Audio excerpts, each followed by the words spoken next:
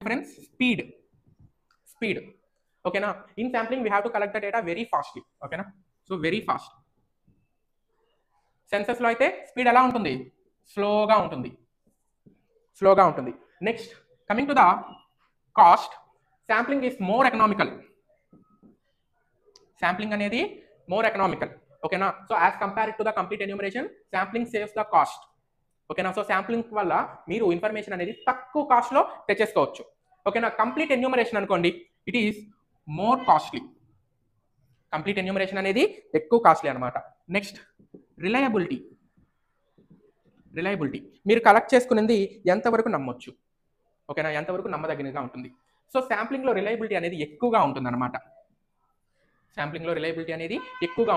ఓకేనా, సో మీరు probability sampling మెథడ్లో వెళ్ళారనుకోండి, ఎక్కడెక్కడ ఎవరెవరి దగ్గర నుంచి మీరు ఇన్ఫర్మేషన్ కలెక్ట్ చేసుకోవాలి, ఎక్కడెక్కడ ఇన్ఫర్మేషన్ కలెక్ట్ చేసుకోవాలి అనేది మీరు ముందుగానే ప్రీ డిటర్మైన్ అయిపోయి ఉంటారు. కాబట్టి మీరు ఆ శాంప్లింగ్ మెథడ్లో రిలయబిలిటీ అనేది ఎక్కువగా ఉంటుంది, అంటే కరెక్ట్ ఇన్ఫర్మేషన్ వచ్చేస్తుంది.